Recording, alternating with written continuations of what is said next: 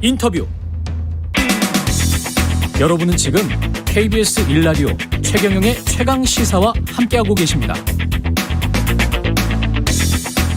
네, 어제 코로나19 대응 특별 방역 점검회의 합동 브리핑이 있었고요. 지난 4주간의 단계적 일상 회복 1단계와 좀 달라질 거는 같은데 확 달라지는 거는 아닌 것 같고요. 박향 보건복지부 중앙사고수습본부 방역총괄반장 연결돼 있습니다. 안녕하세요. 네, 안녕하세요. 박향입니다. 예, 그 1단계 일상 회복 기간 중인데 4주간 네네. 유지를 하기로 했습니다. 네네. 예, 뭐 조그마한 것들이 좀 바뀌고요. 이게 이렇게 유지하기로 한 이유는 뭘까요? 네, 저희들이 단계적 일상회복하는 처음 발표를 할 때 예. 이번에는 4+2의 원칙을 말씀드렸어요. 그래서 4주간 한번 지켜보고 그다음에 평가를 통해서 단계를 다시 완화할 건지 계속할 건지 예. 이런 평가를 하기로 했었는데요. 이제 4주간 지나가면서 저희들이 그런 위험도 평가들을 했었습니다. 근데 이제 당초 예상했던 대로 확진자 수는 꾸준히 늘었고요. 예. 근데 이제 그 중에 특히 이제 저희가 눈여겨봤던 게 위중증 환자가 급속하게 늘었어요. 예. 그러니까 예상보다도 확진자 숫자는 예상을 했던 대로보다는 오히려 안정적으로 늘어난 거에 비해서 위중증 환자가 많이 늘었어요. 특히 이제 그 돌파 감염, 예. 그다음에 미접종자 중심의 확산세 뭐 이런 거면서 그리고 특히 이제 저희가 위험하다고 봤던 게 이제 그 위중증 환자가 저희들이 10월 넷째 주 한 300명대였던 게 지금 11월 셋째 주는 570명으로 거의 600명 가까이 됐습니다. 예. 그리고 이제 위중증 병상도 70%, 75%까지 육박을 했고요. 그래서 일단은 현 단계를 4주간은 더 유지하는 게 맞겠다라고 판단을 한 것입니다. 아니 지금 쭉 말씀 들어보면 위중증 환자가 많이 늘었고 병상 확보도 지금 간당간당하고 뭐 이런 상황인데 네. 4주간 유지를 한다는 거면은 앞뒤가 좀 맞지가 않는 거 아닙니까? 네, 이제 완화를 하느냐의 문제에서 완화를 하지 않고 그대로 예. 지금 더 이 단계를 유지를 한다는 것이죠. 네네. 그렇군요. 그러면 이게 좀 더 이 강화를 해야 된다 그런 주장은 혹시 없었습니까? 이제 당연히 강화해야 된다는 주장도 있었습니다. 예. 그래서 이제 그런 부분들은 이제 조금 저희들이 또 병상 상태라던가 아니면 지금 확산세 그 상황 현재는 저희들이 이제 그 중증 병상이라든지 또 뭐 활용도 재고라든지 이런 거를 통해서 유지를 하고 있기 때문에 그거는 매주마다 주간 위험도 평가는 계속 진행을 하고 있습니다. 그래서 이번 또 주간 위험도 평가를 좀 한 번 더 해야죠. 예. 그거 뭐 매일매일 그런 위험 평가들이 진행이 되고 있으니까요. 예. 네네. 잘 하시겠지만 그 중환자실이랄지 뭐 이런 게 뭐 거의 100% 차고 있다. 지금 80%가 넘었다. 이런 보도들이 네네. 계속 나오고 있잖아요. 네네. 그게 지금 우리가 걱정을 해야 되는 수준입니까? 어떻습니까? 일단은 상당히 좀 긴장을 하고 봐야 됩니다. 저희들이 네. 작년 11월 말 12월에도 확진자가 엄청 많이 늘었었잖아요. 예. 그때 저희가 확보했던 병상이 한 4,500병상 정도 됩니다. 근데 지금 현재 저희가 확보하는 병상이 24,750병상 정도 돼요. 예. 그리고 추후로도 더 한 2,500병상 정도가 더 늘 예정입니다. 그럼에도 불구하고 이제 확진자들이 많이 는 상태인데 지금 특히 이제 수도권을 중심으로 해가지고 75%막 80%까지 넘는 데도 있고요.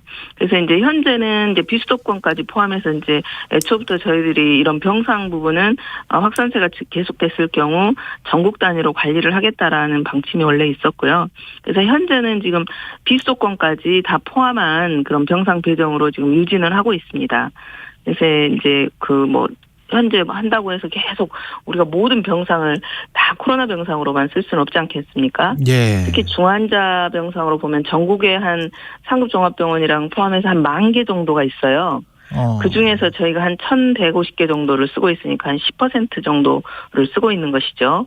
그래서 이제 여기서 또 더 필요하면 추가 확보도 하겠지만 또 이제 그로 인해서 또 다른 질환에 영향을 미쳐서는 안 되겠지 않습니까? 예. 그래서 이제 그런 것들을 좀 상황을 보면서 지금은 어떤 그 병상의 효율화 문제라든지 또 중환자 병상뿐만 아니라 준중환자 병상, 중등증 병상 또 아울러 재택 치료 이런 것들을 좀 골고루 활용을 하면서 환자들이 확진자가 이제 코로나는 되게 한 일주일에서 열흘 정도면 감염력이 떨어지기 때문에 이제 그분들을 일반 병상으로 옮긴다든지 이런 효율화를 통해서 저희들이 좀 대응을 하고 있습니다.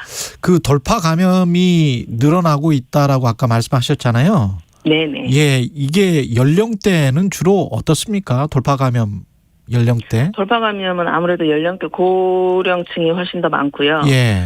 그다음에 이제 접종률 자체가 이제 성인들에게 많다 보니까 60세 이상에서 더 많이 나오고 돌파 감염 또한 감염만 더 많이 될 뿐만 아니라 위중증으로 가는 경우도 더 많습니다.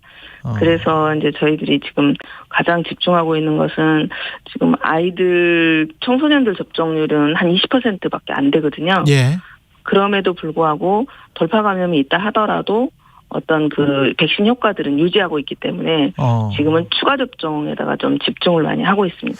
근데 그 제가 그냥 잘 모르는 상황에서 상식적으로 생각을 해보면 몇 개월 전에 백신을 맞지 않은 상황에서 우리가 위중증 환자랄지 사망자 숫자를 비교를 해보면 네네. 그것과 지금 현재 백신을 전 국민이 특히 18세 이상 성인 같은 경우는 80% 정도가 지금 완전 접종을 한 거잖아요. 2차 접종까지 한 거잖아요. 네네네. 그런 상황에서의 위중증 환자의 증가와 사망자 증가가 훨씬 더 많거든요. 그 네네. 백신을 안 맞았을 때 상황보다. 네네. 이건 어떻게 설명이 가능하죠?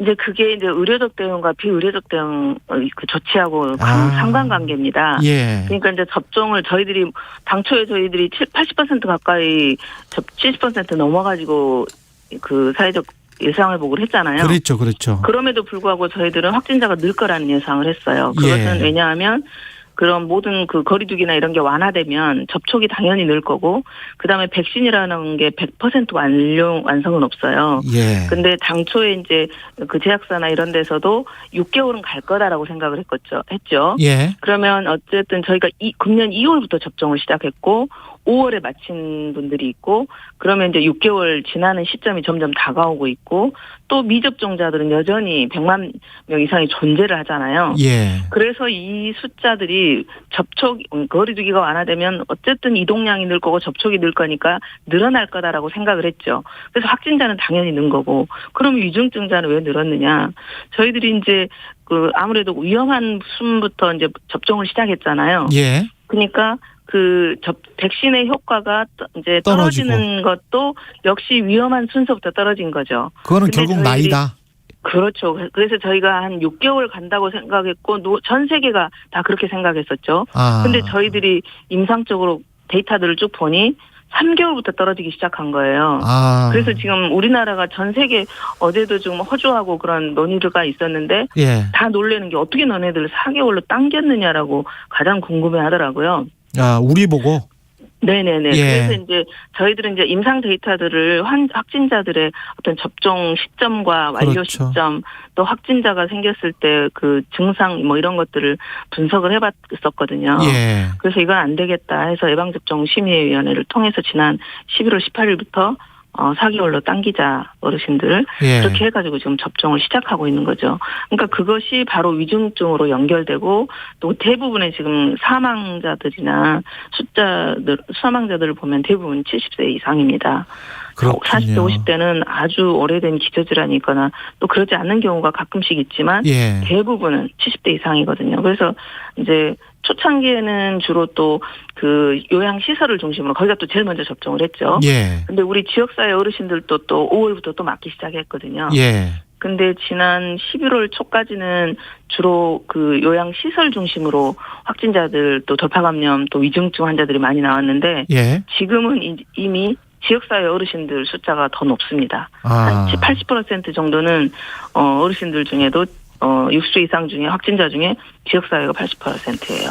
지금 한 2분 정도 남아서 꼭 필요한 네네. 질문이 이건 것 같아요. 이번 그 조치에서 가장 다른 게 재택 치료거든요. 재택 치료. 네네네. 입원 요인이 있거나 재택이 어려운 경우를 빼고는 재택 치료가 원칙이잖아요. 네네. 그러면 입원 요인이 있거나 재택이 어려운 경우를 어떻게 판단을 하고 이게 누가 판단을 하고 얼마나 신속하게 판단이 내려지는 겁니까? 네네.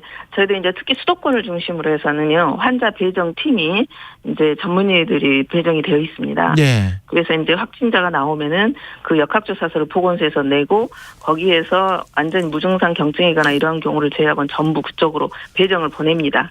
그러면 전문의들이 그걸 보고 재택이라든지 병원, 종합병원 이런 식으로 판정을 내립니다. 그래서 이제 주로 일단 의사들이 판정을 내리고요. 그러면 그다음에 그렇게 이제 판정을 내리고 난 다음에 경과가 좀 안 좋다. 네네. 그래가지고 다시 연락이 왔단 말이죠. 가령 24시간 정도 지난 다음에.